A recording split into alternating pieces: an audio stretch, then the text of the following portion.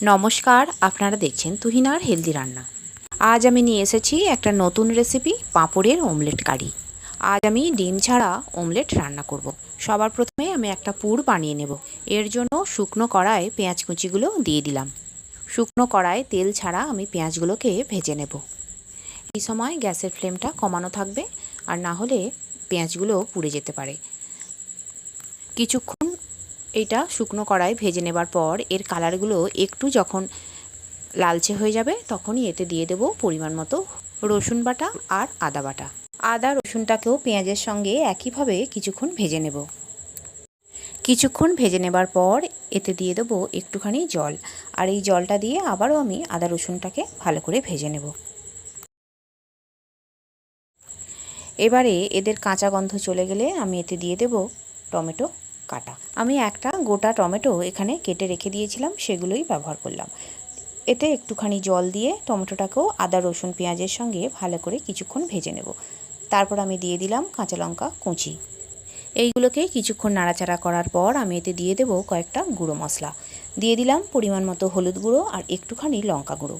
এবারে ভালো করে কড়াতে এইগুলোকে কষিয়ে নেব। আমি মশলাটায় একটুখানি জল দিয়ে দিয়েছি, আর জল দিয়ে মশলাটাকে আরও ভালো করে কষিয়ে নিচ্ছি। এখন একটা গোটা সিদ্ধ করা আলুকে গ্রেট করে এতে আমি দিয়ে দেব। আলুটাকে গ্রেট করে দিলে মশলার সঙ্গে বেশ ভালো করে এগুলো মিশে যাবে, তাই আমি এইভাবেই এটাকে দিলাম। এখন এই আলুটাকে আমি মশলার সঙ্গে ভালো করে মিশিয়ে নেব। আলুটা মশলার সঙ্গে মিশিয়ে নেবার পর আমি এতে দিয়ে দেব ছানাটা আমি বাড়িতেই তৈরি করেছিলাম, আর এখন এটাই আমি এই আলুর সঙ্গে মিশিয়ে দিলাম। ছানাটা আলু আর মশলার সঙ্গে মিশিয়ে নেবার পর আমি এতে দিয়ে দেব ধনেপাতা কুচি। রান্নায় ধনেপাতা কুচি দিলে এর ফ্লেভারটা ভীষণ ভালো লাগে।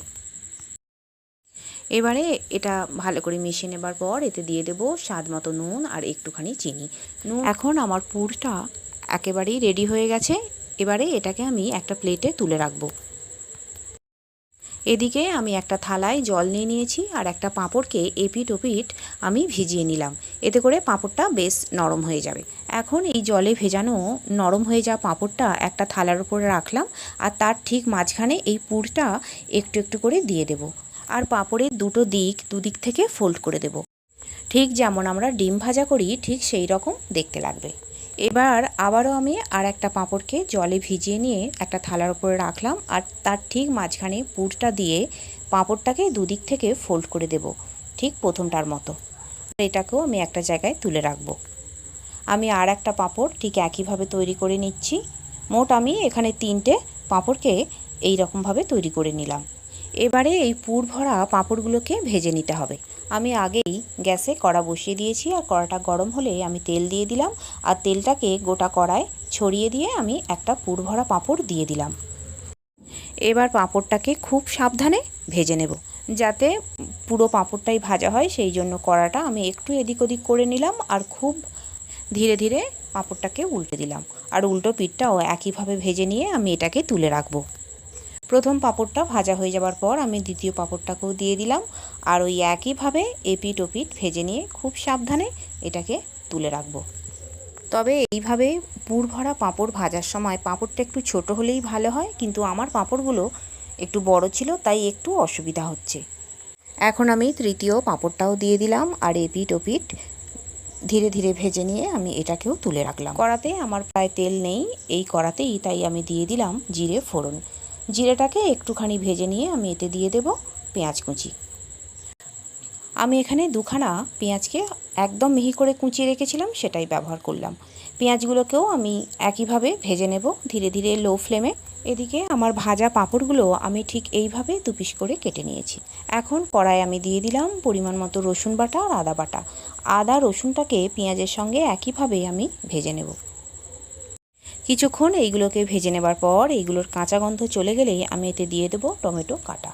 আমি এখানে একটা মাঝারি সাইজের টমেটো ব্যবহার করলাম। টমেটোটাকেও ভালো করে আমি এর সঙ্গে ভেজে নেব, আর দিয়ে দিলাম একটুখানি জল, আর জলটা দিয়েও বেশ কিছুক্ষণ আমি সমস্ত মশলাকে কষিয়ে নেব। এবার এতে দিয়ে দেবো কয়েকটা গুঁড়ো মশলা। দিয়ে দিলাম পরিমাণ মতো লঙ্কা গুঁড়ো, হলুদ গুঁড়ো, জিরে গুঁড়ো আর ধনে গুঁড়ো।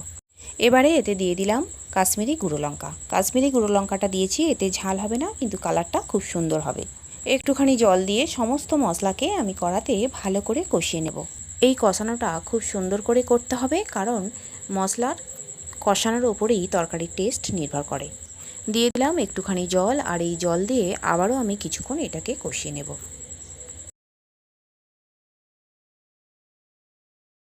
এখন মোটামুটি আমার মশলাটা কষানো হয়ে গেছে। এবার আমি এতে দিয়ে দেব ধনেপাতা কুচি, তারপর দিয়ে দিলাম স্বাদ মতো নুন আর একটুখানি চিনি। এবার ভালো করে আমি মিশিয়ে নিলাম। এখন এই গ্রেভির মধ্যে দিয়ে দেব আমার পুর ভরা পাঁপড়গুলো। একটা একটা করে পাঁপড়ের টুকরো এই গ্রেভির মধ্যে দিয়ে দিতে হবে, আর একটা খুন্তি দিয়ে খুব সাবধানে এটাকে উল্টে দিতে হবে, যাতে প্রত্যেকটা পাঁপড়ই ভালো করে রান্না হয়। সব কটা পাঁপড়ের টুকরোই আমি উল্টে দিয়েছি। আর বন্ধুরা, আমার রান্না যদি ভালো লেগে থাকে আর যদি ঘরোয়া অথচ সুস্বাদু রান্নার রেসিপি পেতে চান, তাহলে আমার চ্যানেলটিকে সাবস্ক্রাইব করুন আর পাশে থাকা ঘন্টাটি বাজিয়ে দিন। আর লাইক, শেয়ার, কমেন্ট করতে কিন্তু একদম ভুলবেন না। তৈরি হয়ে গেল আমার পুর ভরা পাঁপড়ের অমলেট কারি। আর আমার রান্নাটি দেখার জন্য সকল বন্ধুদের জানাই ধন্যবাদ। ভালো থাকবেন।